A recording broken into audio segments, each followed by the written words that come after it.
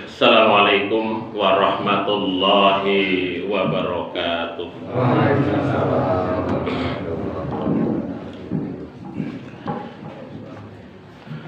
Alhamdulillah. Alhamdulillahilladzi bi ni'matihi tatimmus shalihat wa bi fadlihi tatanazzalul khairatu wal barakat wa bi taufiqihi tatahaqqaqul maqasidu wal ghayat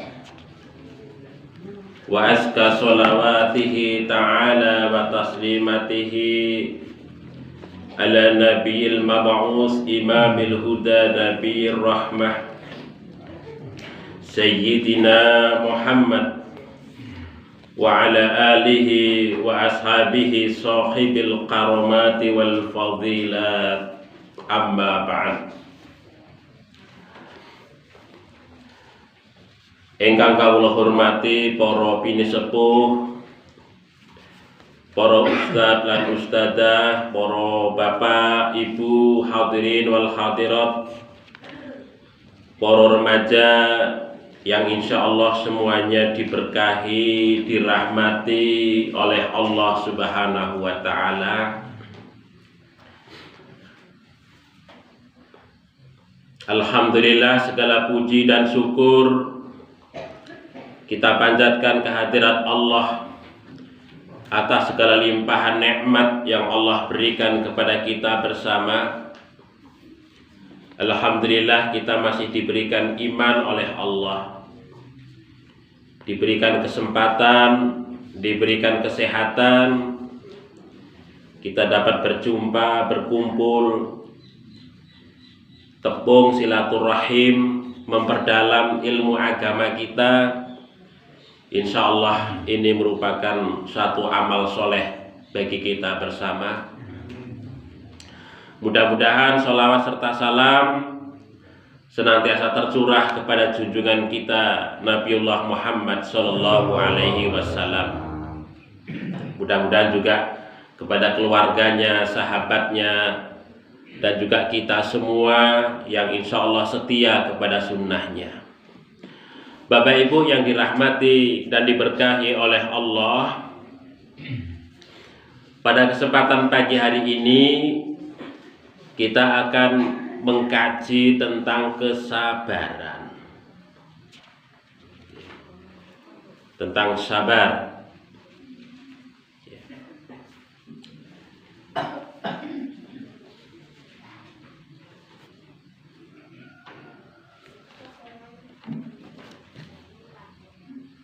Bapak Ibu yang dirahmati oleh Allah, saya masih, kalau doa yang dua minggu yang lalu masih ingat Bapak Ibu sekalian? Doa tentang apa? Tentang ini Sayyidul Istighfar. Masih nggih? Oh nggih. Coba kita baca dahulu Bapak Ibu sama-sama. Allahumma anta rabbi,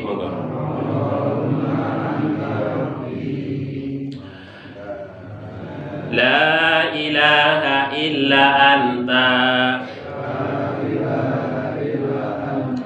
khalaqtani wa ana abduka wa ana ala ahdika wa wa'dika mastata'tu wa a'udzu bika min syarri ma sana'tu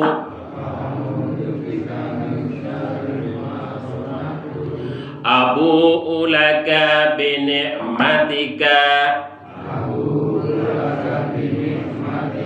alayya wa abu'u laka bi dzambi faghfirli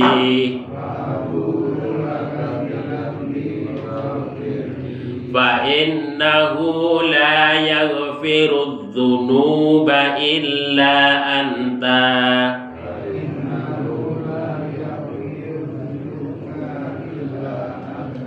Yeah.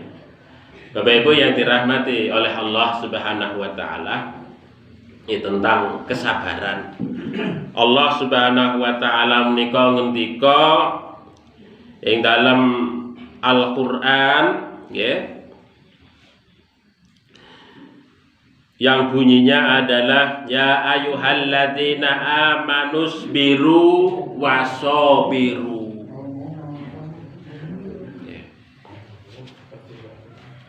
Wahai orang-orang yang beriman, isbiru, bersabarlah kalian itu, wasabiru, dan kuatkanlah kesabaran kalian itu. Nah, di sini Allah Subhanahu wa taala ya ngendika datang kita sedaya, dawuh datang kita sedaya, pilih kita sebagai orang yang beriman harus bersabar. Perintah bersabar, memerintahkan kita semua untuk bersabar dan menguatkan kesabaran. Maksudnya kesabaran yang di dalam diri kita itu yang sudah ada untuk kemudian terus dikuatkan. Isbiru wasabiru, ya, bersabarlah kalian itu dan kuatkanlah kesabaran kalian itu. Nah, terus ini satu perintah yang sangat kuat sekali kepada kita bersama, Bapak Ibu sekalian.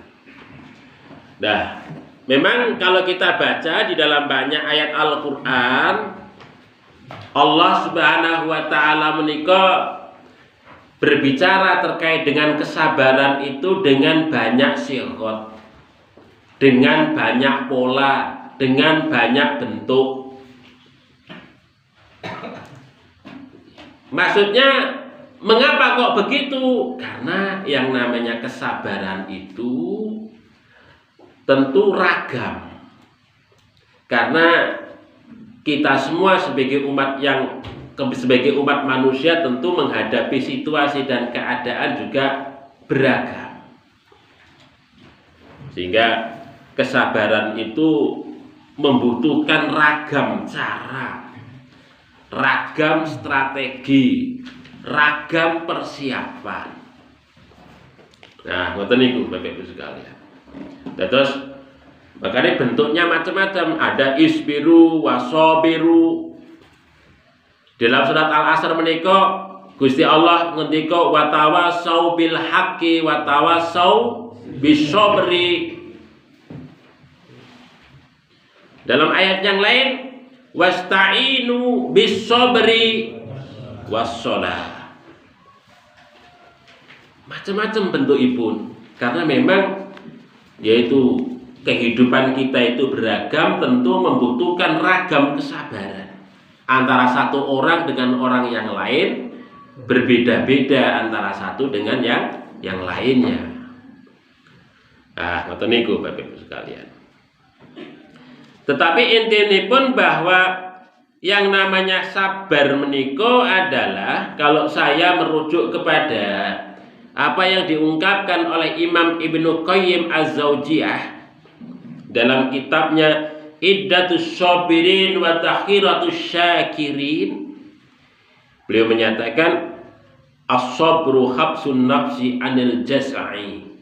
Sing jenengane sabar iku adalah habsun nafs, kemampuan seseorang menahan dirinya anil jaz'i, dari keresahan jiwa.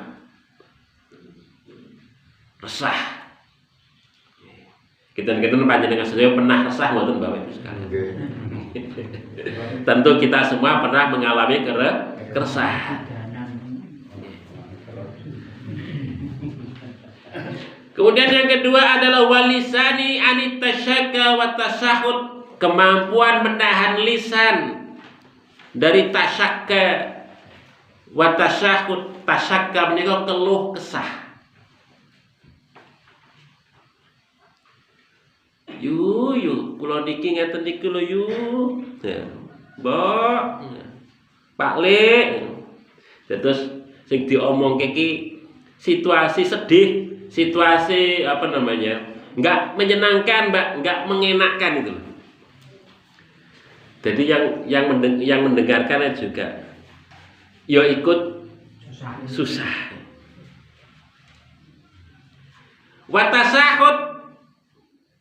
Watasahud itu muring-muring,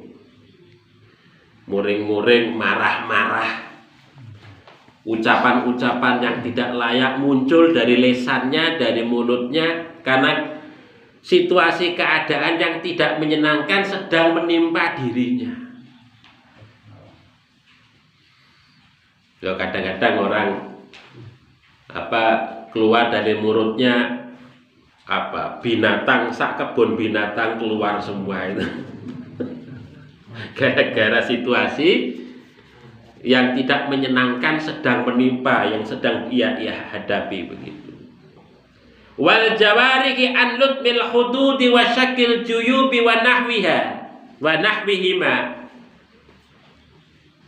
Anil jawarih, dari kemampuan menahan anggota badan, anlatmil hudud, menampar-nampar pipi, wasyakil juyub, dan merobek-robek kantong baju, wanahwihima, dan lain sebagainya. Ini definisi yang dikemukakan oleh Imam Ibnu Qayyim Az-Zawjiyah. Maksudipun bahwa dari apa yang disampaikan oleh Imam Ibnu Qayyim dalam kitabnya Iddatus Shabirin wa Dakhiratus Syakirin itu adalah bahwa sing dimaksud ke sabar itu kemampuan seseorang menahan diri dalam kaitannya dengan persoalan hati, persoalan batin, persoalan rohani, sing ora ketok, sing ora nampak secara fisik, sing tahu ya kita sendiri.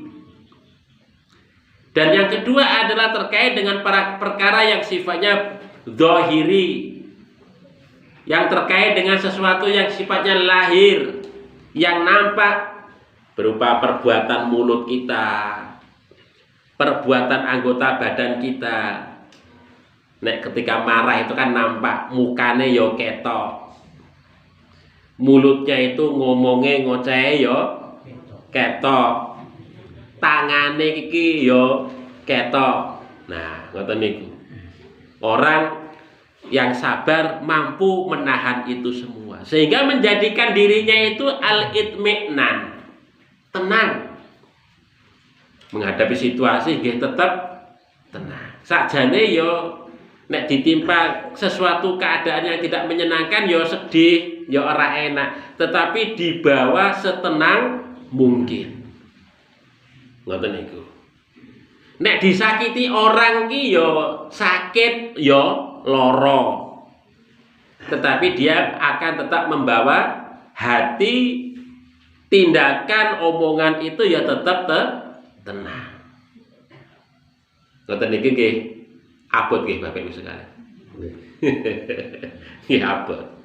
Tetapi itulah kesabaran Bapak Ibu sekalian. Kesabaran yang perlu kita yang perlu kita lakukan, jawantahkan dalam kehidupan sehari-hari, karena sabar itu menjadi bagian dari laku ataupun perilaku orang yang beriman.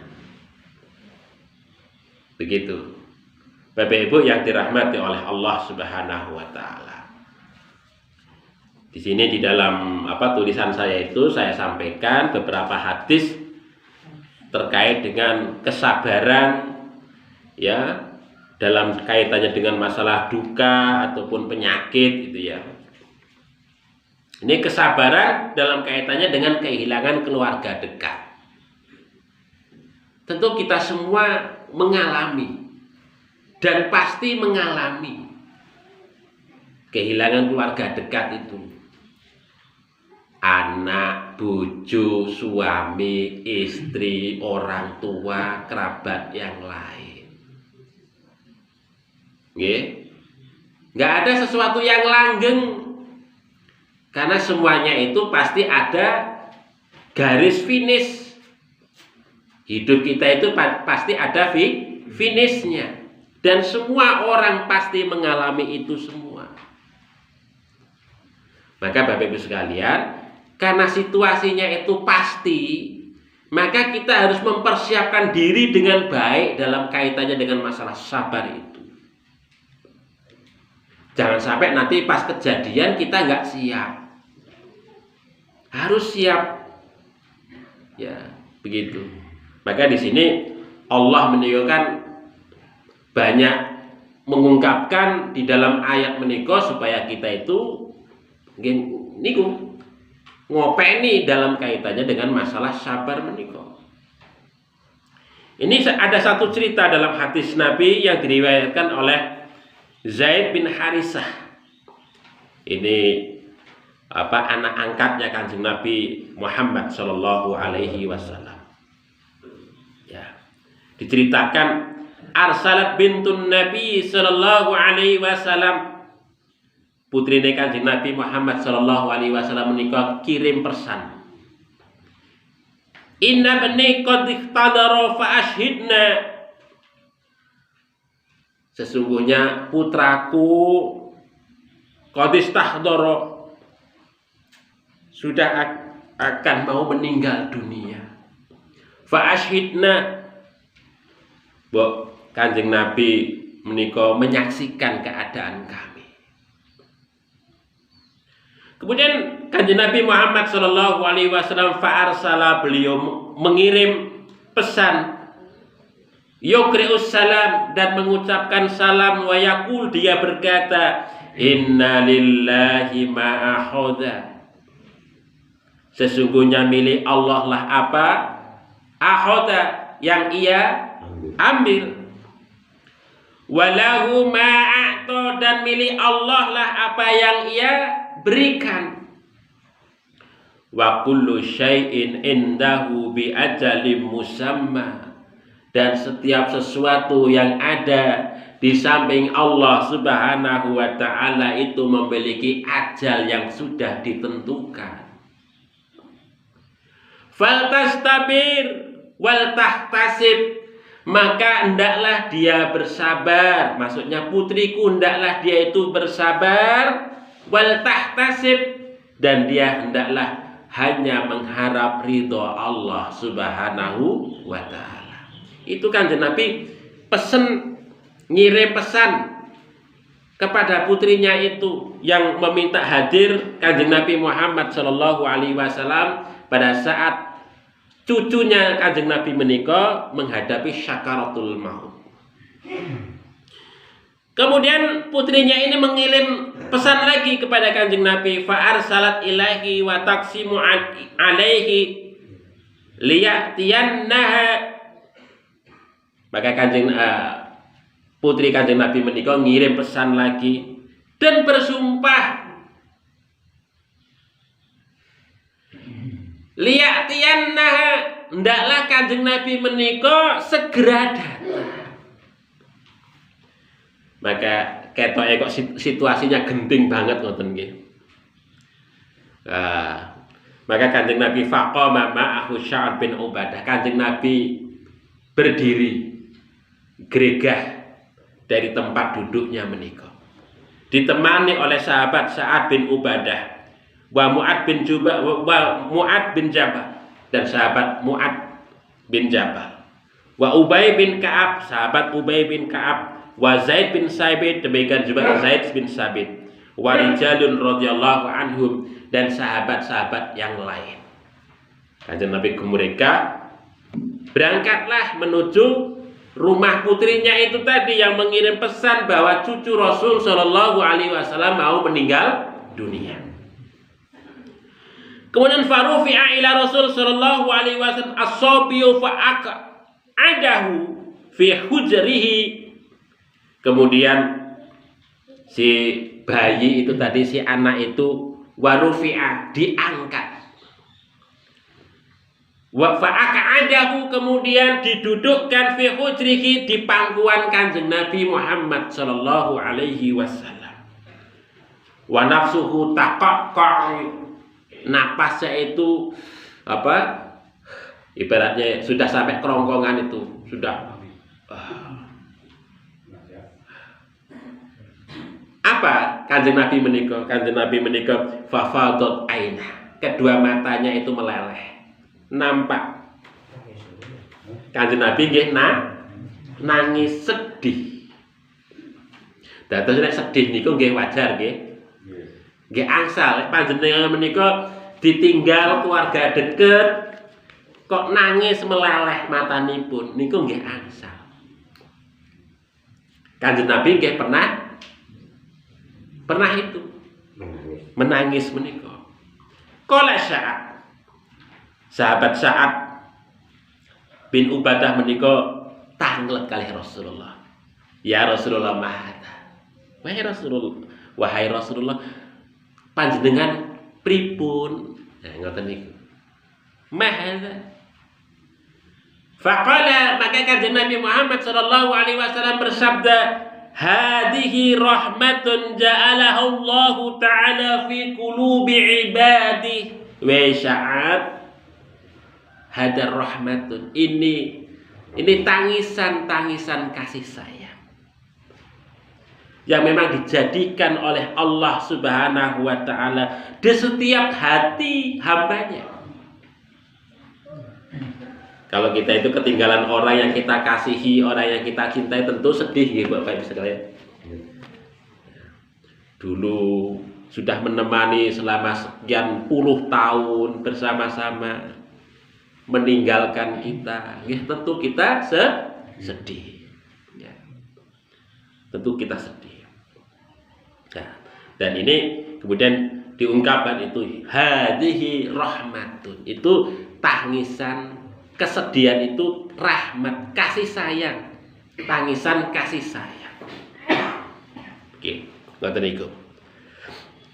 Nah niku yang dialami Kanjeng Nabi Muhammad sallallahu alaihi wasallam ketika ditinggal cucunipun.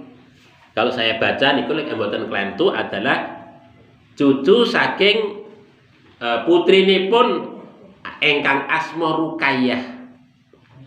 Namanya Abdullah, putranya Utsman bin Affan radhiyallahu anhu. Tetapi memang Ruqayyah menika meninggal pada tahun kedua Hijrah.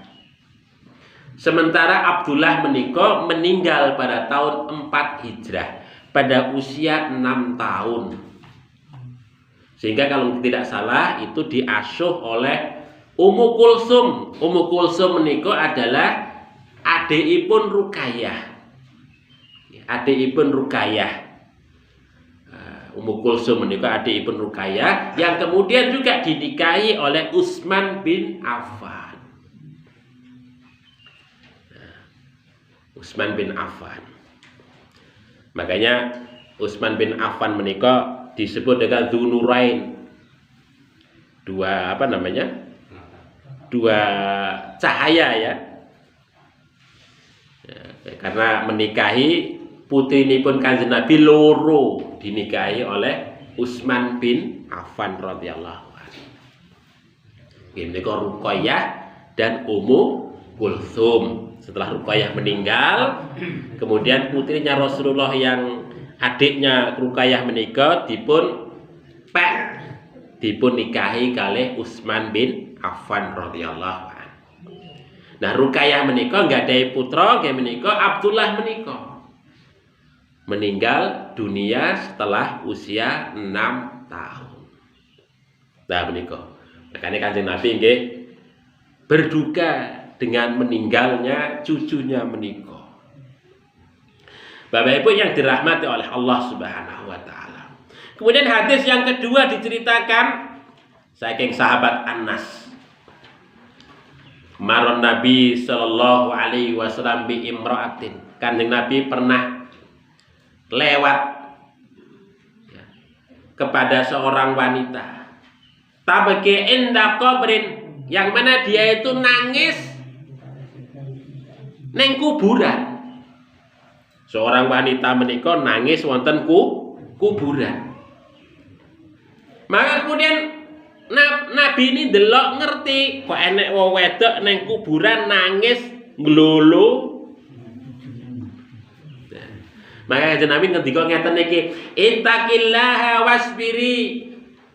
Bertakwalah engkau kepada Allah wasbiri dan bersabarlah. Maka wanita atau perempuan yang sedang nangis menika karena mungkin yo saking sedihnya sampai orang ngerti siapa yang menyapanya itu seorang ngerti.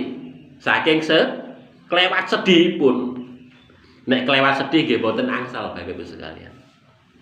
Kelewat sedih menika. Nek sedih biasa kemawon nggih angsal. Tapi kok kelewat sedih sampai nangisnya itu teriak-teriak, gulung-gulung, bengok-bengok, nggih mboten angsal.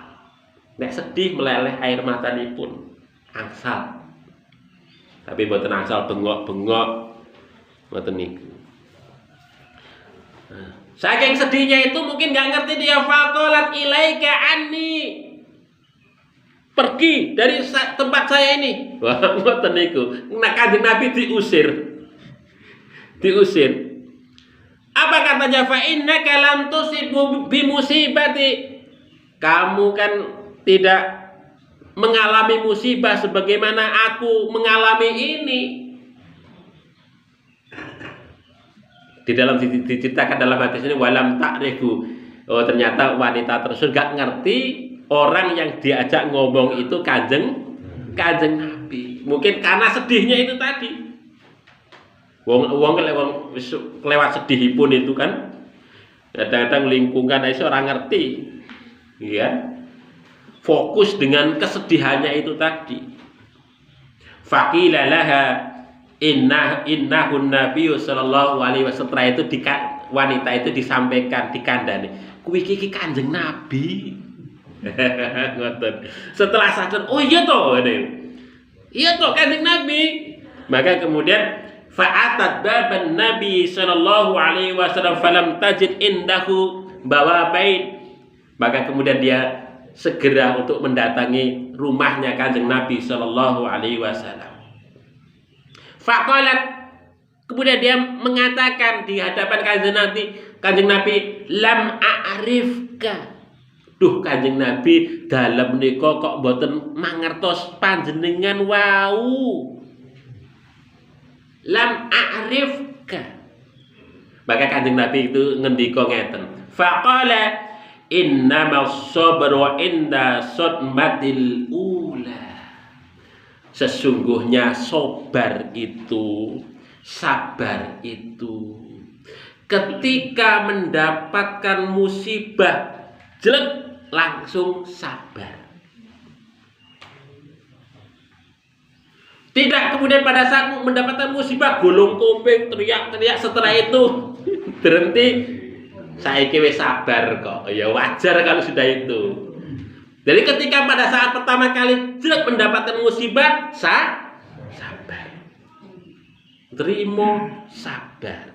Nah, namanya sabar itu inda sadmatil ula.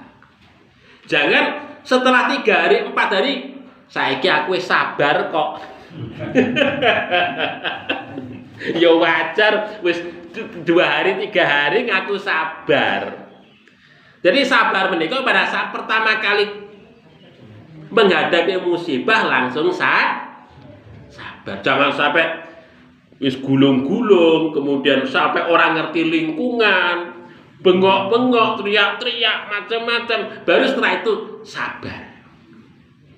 Ya wajar sudah beberapa hari sabar.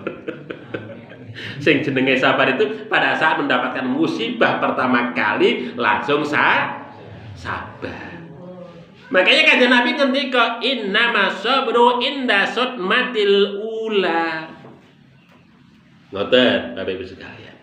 Makanya niki Allah menika napa memberikan nasihat, menyampaikan wahyu kepada kita menika untuk kita berlatih sewaktu-waktu kalau kita itu menghadapi musibah langsung kita sabar. Ngoten Bapak Ibu sekalian. Kemudian cerita ingkang kaping 3 niki hadis saking Anas juga. An Anas bin Malik radhiyallahu anhu. Niki sahabat Abu Thalhah. Critanipun Abu Thalhah menika nggadahi putra. Ya. Karena benole Abi Thalhah yastaki atau yastaka Ibnu Thalhah menika nggadahi putra lanang. Yastaki yang sedang sakit. Fa kharaja Abu Thalhah, ya biasanya pun Abu Thalhah itu sering keluar rumah. Dia itu keluar rumah menemani Nabi, menemani dakwah Nabi. Ini Abu Thalhah. Dakwah ngoten lah, keliling entah kemana atau bisnis begitu. Pokoknya sering keluar rumah. Nah, pada saat putranipun sakit menika, Abu Thalhah nggih sedang keluar rumah. Fakubito sobiyu. Nah, pada saat Abu Thalhah menika keluar rumah menika, anaknya meninggal dunia. Falamma raja'a Abu Thalhah, tatkala Abu Thalhah menika pulang ke rumahipun, qala dia tanglet kali istrinipun, ma fa'ala bani, bagaimana putraku? Baik, bagaimana putraku wahai istriku? Kita dengar ngoten niku. Qalat Ummu Sulaim istrinipun itu ngendika, jawab, huwa askanu makan. Wahai suamiku, anak kita sudah beristirahat. Nah, sudah beristirahat. Ini bahasa halus.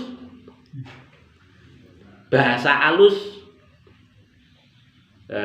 Jadi Ummu Sulaim itu enggak menyatakan meninggal dunia, boten. Anak kita sedang istirahat. Setelah itu Ummu Sulaim menika apa?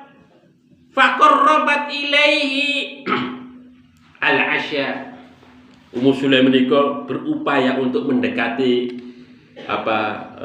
si Abu Thalhah menika dengan berdandan, berias diri, menyajikan makanan terbaik untuk suaminya yang baru datang dari luar itu.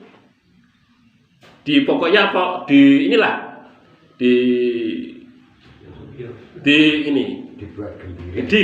dibuat gembira itu.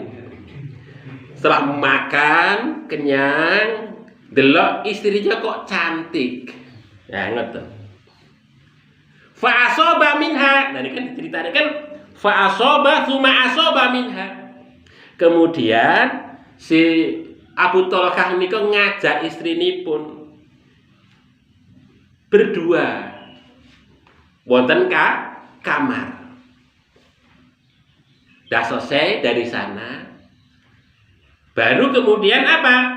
Falama faragha, maka setelah selesai qala Ummu Sulaim niku baru cerita. Wis suamine iki mungkin sudah lega, mangane kenyang. Ya wis hubungan suami istri ngoten. Baru kemudian Ummu Sulaim cerita, wa arusabi, suamiku mbok tolong anak kita menika dikuburkan. Kaget. Nah, ngoten. Abu Thalhah kaget. Nah, iki Ummu Sulaim menika anake meninggal dunia, wis dimandikan, wis dikapani resik, ditaruh. Suaminya datang teka, dia jamu suaminya sampai berhubungan badan wonten kamar. Baru cerita kalau anaknya sudah meninggal dunia. Kita ibu-ibu sanggup mboten ngoten niku.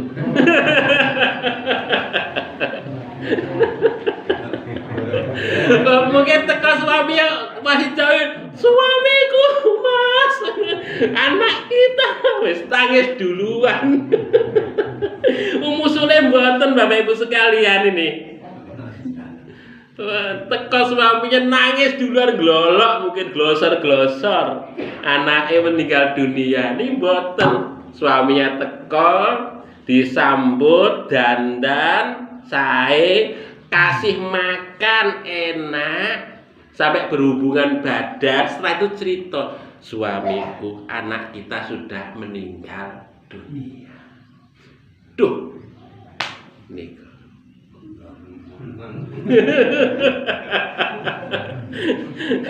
Bapak Ibu sekalian.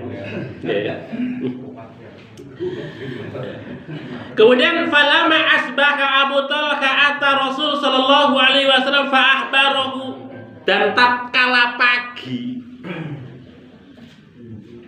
Abu Talha mendatangi Kanjeng Nabi Muhammad sallallahu alaihi wasallam, kemudian cerita dengan kejadian itu. Faqala, Nabi itu tanya, tanglet, nyuwun perso kali Abu Talha. A'rastumul laila. Abu Talha, apakah tadi malam kamu berhubungan badan dengan dengan istrimu? Faqala, "Na'am, nggih." Estu wahai Rasulullah. Maka Kanjeng Nabi Muhammad sallallahu alaihi wasallam mendoakan, Allahumma barik lahum. Ya Allah, mudah-mudahan diberkahi mereka berdua.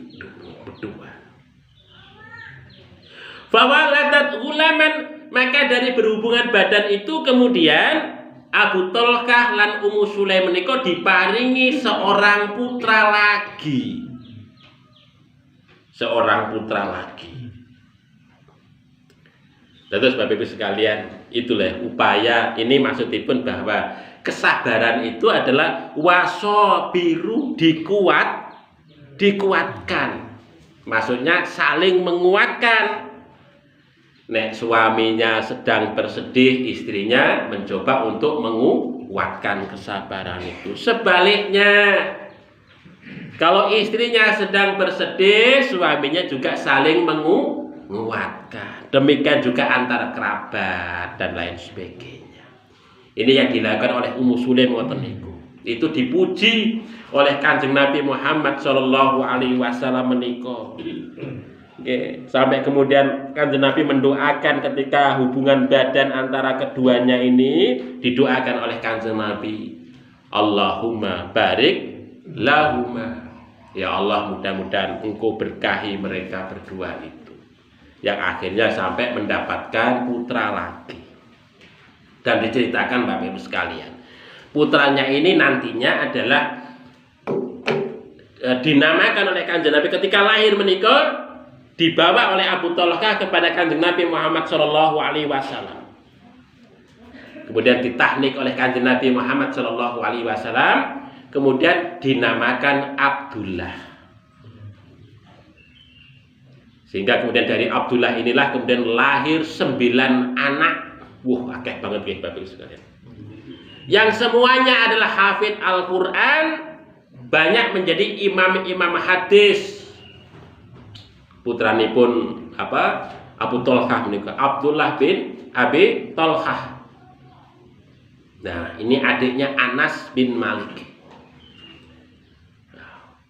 Menika Bapak Ibu yang dirahmati oleh, ini buah kesabaran. Jadi segala sesuatu, kalau kita itu kehilangan sesuatu, maka kita harus menerima apa yang hilang dari kita itu dengan penuh kesabaran, dan kita hanya berharap ridhonipun Gusti Allah. Pasti Allah itu akan mengganti yang lebih baik, Ngoten Bapak Ibu sekalian.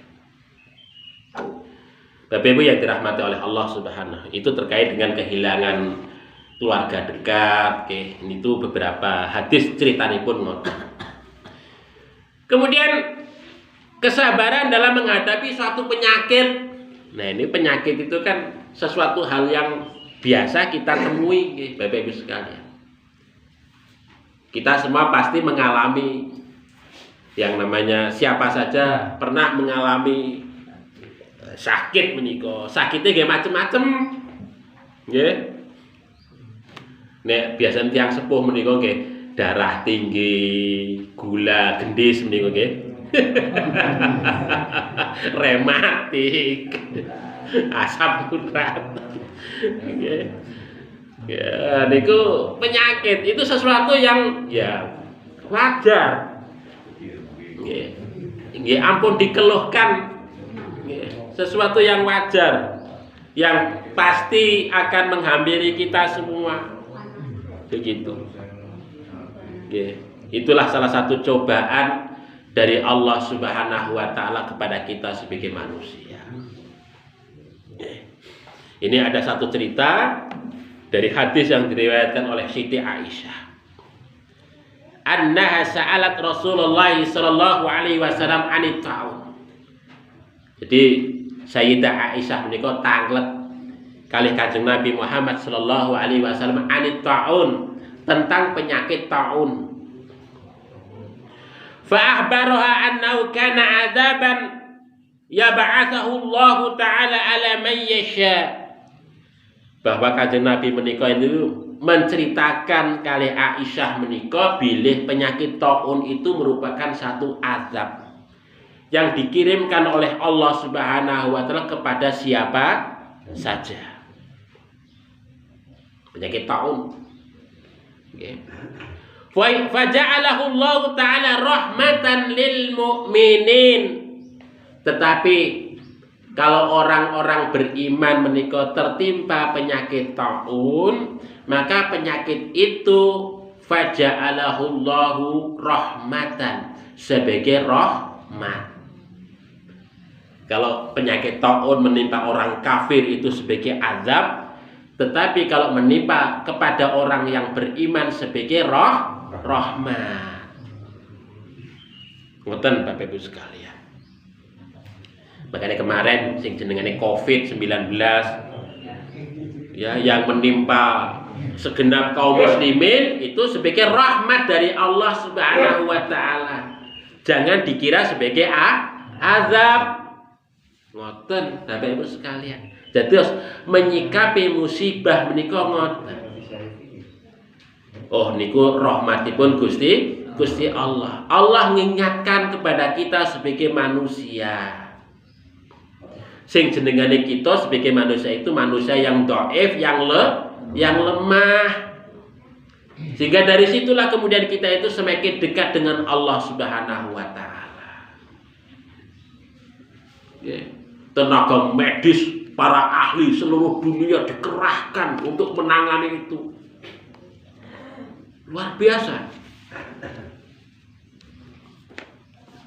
Ya, akhirnya temunya cuma vaksin. Tapi sekarang sing jenengane COVID itu kok hilang begitu saja. Itu Gusti Allah itu loh yang menghilangkan penyakit kok yo cepet.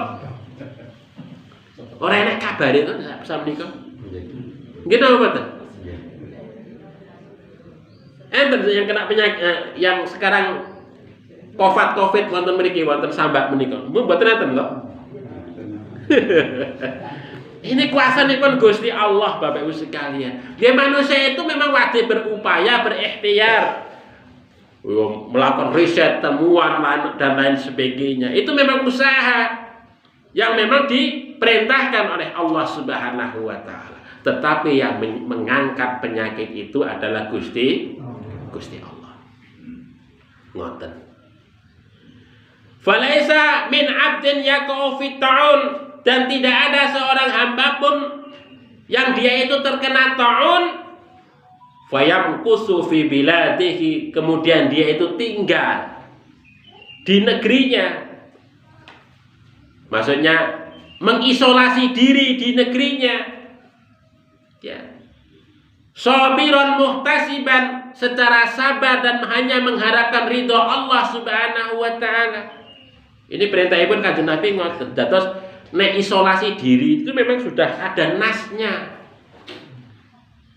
dari Kanjeng Nabi. Fama kasafi bila dilek wong kena penyakit taun, ya tinggal wonten negerinya, wonten kampungnya, wonten desanya, nggak boleh pergi-pergi ke tempat yang lain.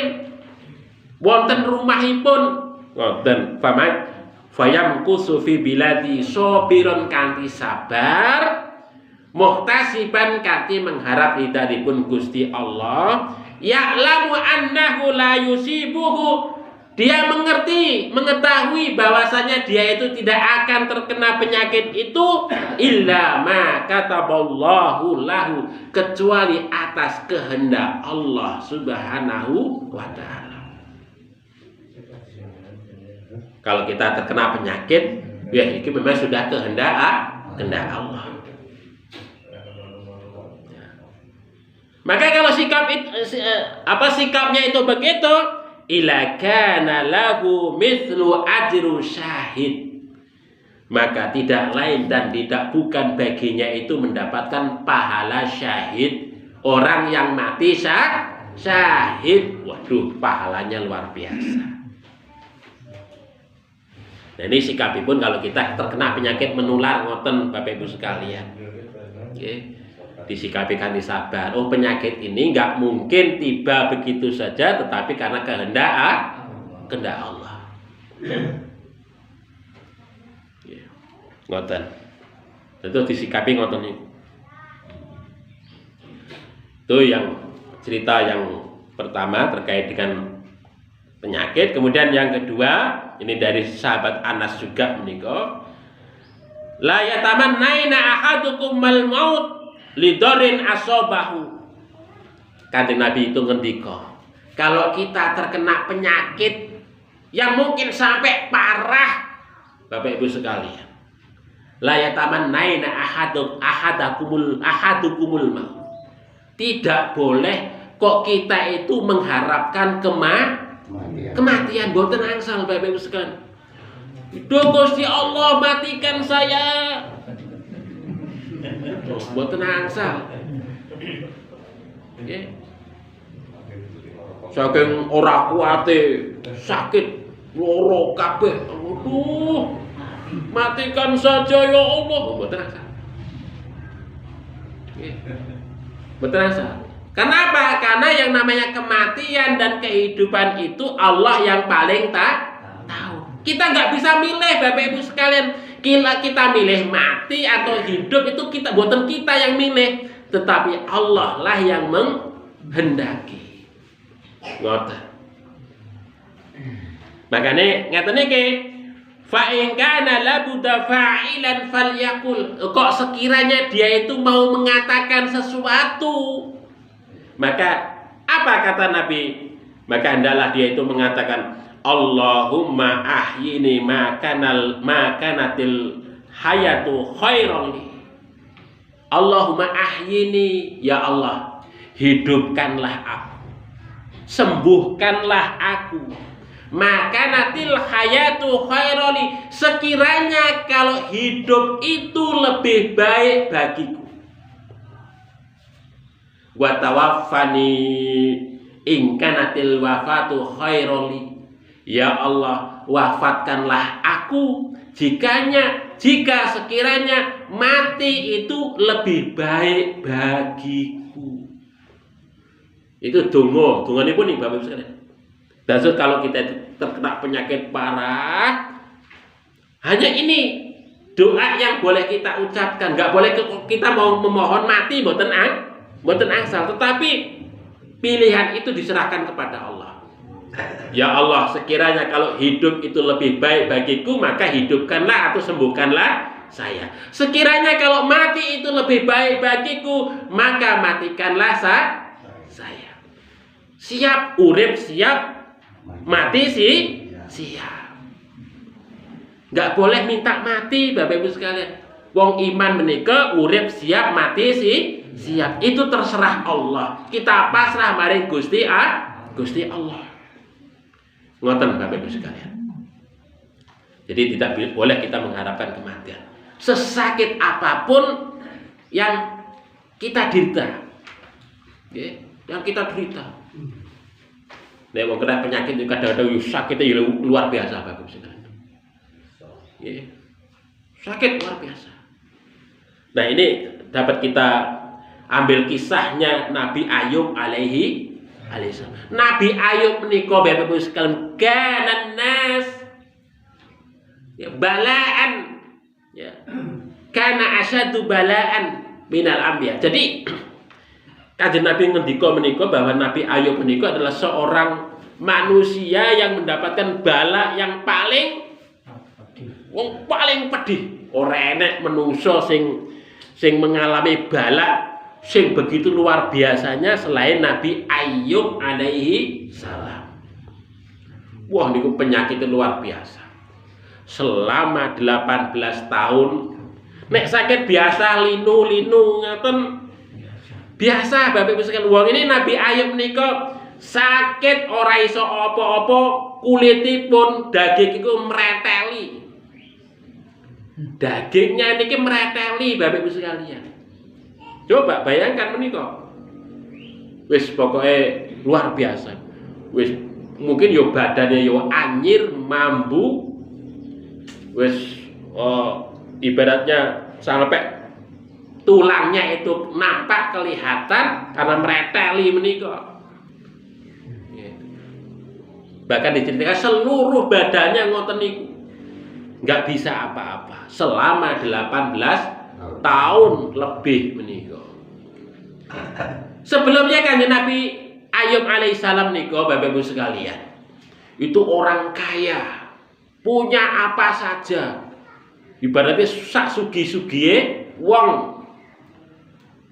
Keluarganya apik. Anak-anaknya banyak, sae-sae kabeh. Istrinya nggih cantik-cantik. Enggak cuman satu. Nah, ngoten. Jadi, tapi Nabi Ayub dengan kekayaan, dengan kemakmuran itu bersyukur kepada Allah. Ngibadahe nggih tekun luar biasa maring Gusti Allah Subhanahu wa taala. Nah, critanipun ngeten Bapak Ibu sekalian. Karena ngibadahipun tekun luar biasa, bersyukur kepada Allah Subhanahu wa taala, para malaikat itu sampai bersolawat kepadanya. Bersolawat kepada Nabi Ayub alaihissalam. Itu didengar oleh iblis, didengar oleh setan. Ora trimo setan menika nglapor karo Gusti Allah. Hei Allah, ya wajar Ayub nika syukur maring panjenengan menika. Wong dia makmur. Dia makmur, uripe enak, hidupnya sejahtera. Kalau dia itu ngibadah, ibaratnya 24 jam ngibadah kali panjenengan nggih wajar. Wong sugih. Ngoten. Coba sekiranya kalau Nabi Ayub alaihissalam itu diuji dengan satu penyakit, apakah dia kemudian juga akan tetap bersabar dan tetap taat dan tetap syukur kepada Engkau wahai Allah Subhanahu wa taala. Kemudian dia mengajukan proposal kepada Allah. Wahai Allah, sekiranya boleh minta izin saya. Saya ingin menguji hambamu itu. Apakah dia itu tetap bersyukur kepadamu sekiranya mendapatkan ujian? Maka kemudian Allah mengizinkan si setannya. Silahkan. Itu hambaku yang paling soleh di dunia itu. Sekiranya mau mengujinya silahkan. Buktikan saja kalau dia itu sebagai hamba yang tetap soleh. Maka iblis datang dengan bala tentaranya, ibaratnya begitu Bapak Ibu, menguji Nabi Ayub alaihissalam. Nabi Ayub yang gagah, Nabi Ayub yang sehat, menika tiba-tiba kena penyakit. Ngelupas kulitnya, merotoli menika enggak bisa apa-apa. Tidak cukup begitu. Setan datang ya rumahnya atau apalah begitu. Istrinya pas mau melayani Nabi Ayub alaihissalam, dapurnya kebakaran. Nimpah anak-anaknya yang 12 itu. Ninggal kabeh anak ibu. Tidak cukup sebegitu, ladangnya habis, longsor, apalah begitu. pada awalnya Nabi Ayub menika disegani banyak umatipun, sekarang dikucilkan, dijauhi orang, ya kan? Dijauhi orang yang awalnya ya hanya beberapa istri, ya, yang awalnya dia punya beberapa istri, tinggal hanya satu orang yang tetap setia untuk melayani Nabi Ayub alaihissalam.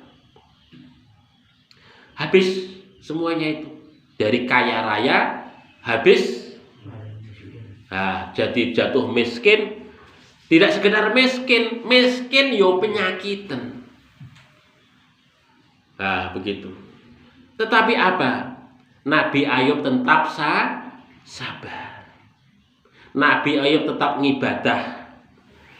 Nabi Ayub tetap takarub maring Gusti Allah Subhanahu wa taala. Pernah satu ketika istrinipun si Rahmah menika nyuwun kalih Nabi Ayub, "Duh, suamiku mbok panjenengan menika nyuwun kalih Gusti Allah Subhanahu wa taala supaya hidup kita itu lebih baik." Nabi Ayub tanglet kalih istrinya, "Duh, istriku, sudah seberapa lama saya ini sakit? 18 tahun wahai suamiku. Kita itu hidup enak itu sudah berapa tahun? 20 tahun. Hidup enak 20 tahun dikasih sakit 18 tahun. Masih 2 tahun lagi."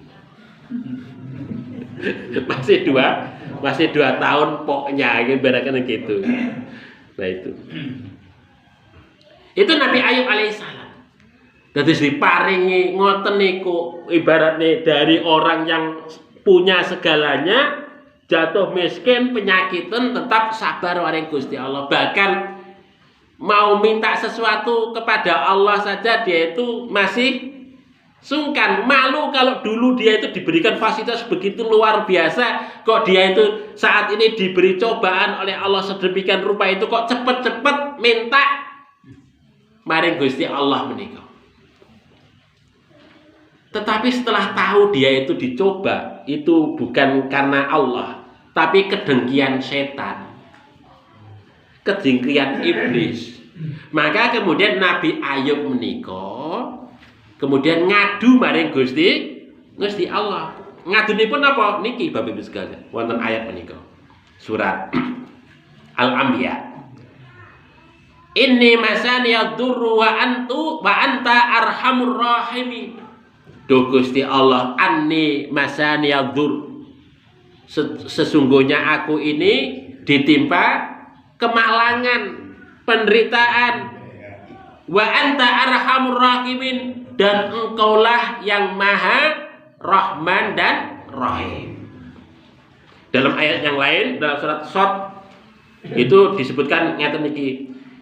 Anni masaniya syaitanu binusbin wa azabin. Duh Gusti Allah, sesungguhnya aku ini ditimpa kemalangan karena setan. Binusubin wa azabin. Jadi kanjeng Nabi Ayub alaihissalam ngadu maring Gusti Allah. Anni masaniyad-dur syaitanu binusbin wa adzab. Maka apa? Karena kemudian Nabi Ayub niku ngadu maring Gusti Allah Subhanahu wa taala dan membuktikan dalam kondisi kelapangan, kehidupan susah tetap taat maring Gusti Allah Subhanahu wa taala, maka Allah dengar itu ya aduan Nabi Ayub alaihi salam. Maka kata Allah, fastajabna lahu, maka kami mengabulkan apa yang ia minta, yang dia mohonkan. Apa kemudian Allah Subhanahu wa taala memberikan kepada Ayub? Kata Allah, irkit birijlik, urkut birijlik. Karena Nabi Ayub menika mboten saged napa-napa. Ayub, urkut birijlik, kakimu itu kamu goyangkan. Urkut birijlik, kakimu kamu goyangkan. Maka dari situlah kemudian dari bekas goyangan kakinya Nabi Ayub itu keluar air. Hada mustaghsalun baridun wasyarabun. Ini air yang bisa digunakan untuk mandi. Ya. Baridun yang dingin, air yang sejuk lah begitu ya. Air yang sejuk mengenakkan bisa digunakan untuk mandi. Nabi Ayub langsung mandi dengan air tersebut, kemudian sembuhlah penyakit itu.